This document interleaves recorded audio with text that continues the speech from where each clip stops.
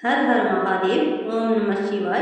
मेरे प्यारे शिव भक्तों, भगवान भोलेनाथ को प्रसन्न करने के लिए न तो बड़े बड़े महलों की आवश्यकता है, न ही सोने चांदी के आभूषणों की।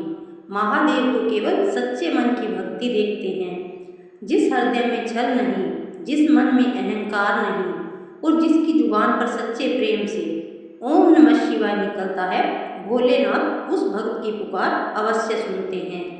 आज की इस कथा में भी ऐसी ही एक सच्ची भक्ति की भावना से जुड़ी हुई है।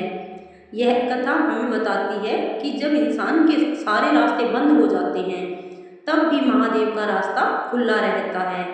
जब संसार साथ छोड़ देता है, तब भोलेनाथ अपने भक्त का हाथ थाम लेते हैं। तो आइए मन को शांत कीजिए और आंखें बंद करके एक बार प्रेम से बोलिए, हर हर महादेव। बहुत समय पहले एक छोटा सा गांव था। गांव के चारों ओर पहाड़ियां थी और उन्हीं पहाड़ियों के बीच एक छोटा सा प्राचीन शिव मंदिर था। मंदिर बहुत बड़ा नहीं था, लेकिन वहां स्थापित शिवलिंग के प्रति गांव के लोगों की गहरी आस्था थी। उसी गांव में एक गरीब भक्त रहता था। उसका नाम था माधव। माधव के पास धन नहीं था, बड़ा घर नहीं था और खेती भी बहुत कम थी। लेकिन उसके पास एक ऐसी चीज थी जो दुनिया के सबसे बड़े धन से भी अधिक मूल्यवान थी, महादेव के प्रति उसकी अटूट श्रद्धा। माधव हर सुबह सूरज निकलने से पहले उठता, सबसे पहले नदी पर जाता, स्नान करता और फिर जंगल से बेलपत्र और कुछ फूल लेकर शिव मंदिर पहुंच जाता। वह शिवलिंग पर जल चढ़ाता और हाथ जोड़कर केवल एक ही प्रार्थना करता, हे मेरे भोलेनाथ, मुझे धन नहीं चाहिए, मुझे बड़ा घर नहीं चाहिए, बस मेरे मन में हमेशा आपकी भक्ति बनी रहे। गांव के कुछ लोग उसका मजाक उड़ाते थे। वे कहते, माधव, तुम्हारी अपनी हालत ठीक नहीं है और तुम रोज भगवान के मंदिर में फूल लेकर चले जाते हो, भगवान तुम्हें क्या देंगे? माधव मुस्कुरा कर कहता, महादेव मुझे क्या देंगे यह मैं नहीं जानता, लेकिन मैं उन्हें अपना प्रेम देना नहीं छोड़ सकता। उसकी बात सुनकर लोग हंस देते। समय बीतता गया। एक वर्ष गांव में भयंकर सूखा पड़ा। बारिश बिल्कुल नहीं हुई, खेत सूख गए, कुएं का पानी कम होने लगा, लोगों के घरों में अनाज की कमी होने लगी। माधव के घर में भी खाने के लिए बहुत कम बचा था।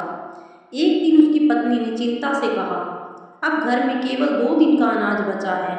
आप रोज मंदिर जाते हैं, लेकिन हमारी परेशानी कम नहीं हो रही।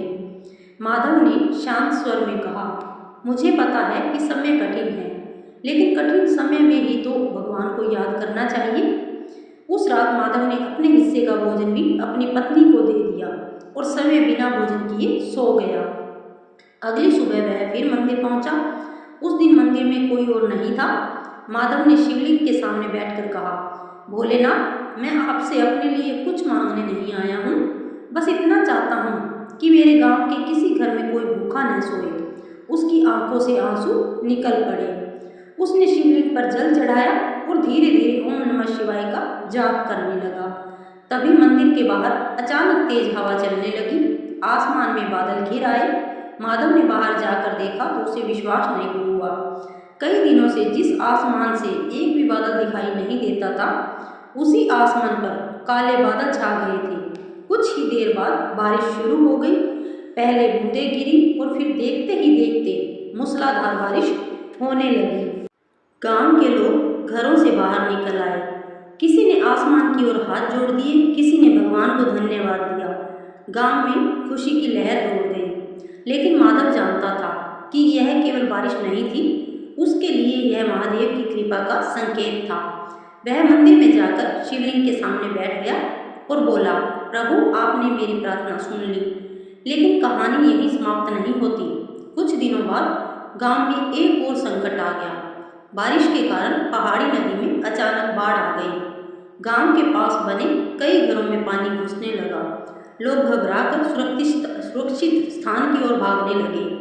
माधव ने देखा कि गांव का एक छोटा सा बच्चा बाढ़ के पानी के बीच फंस गया है। वह बिना अपनी जान की चिंता किए बच्चे को बचाने के लिए आगे बढ़ गया।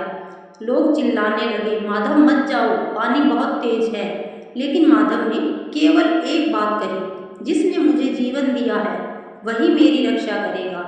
वह बच्चे तक पहुंचा और उसे अपनी गोद में उठाकर वापस आने लगा।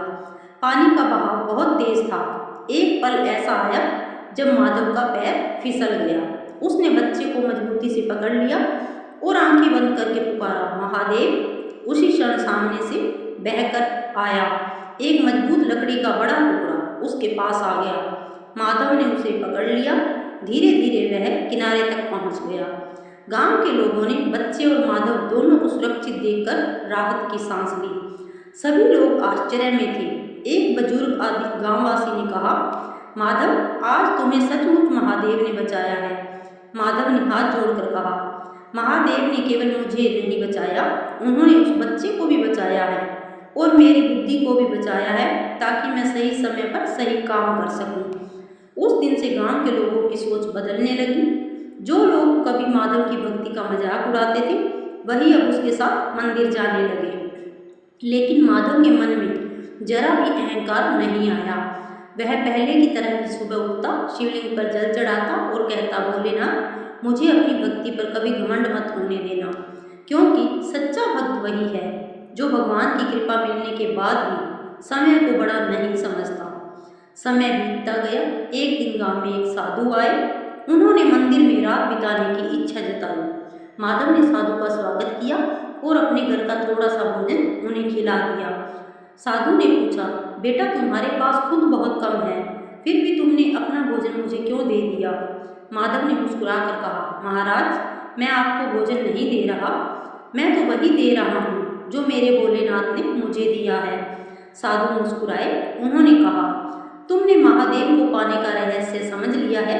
माधव ने पूछा, कौन सा रहस्य? साधु बोले, भगवान को पाने के लिए संसार छोड़ना जरूरी नहीं, मन से अहंकार छोड़ना जरूरी है।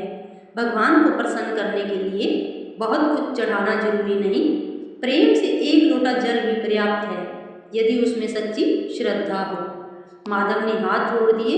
साधु ने आगे कहा, याद रखना, भगवान की कृपा हमेशा चमत्कार के रूप में दिखाई दे, यह जरूरी नहीं।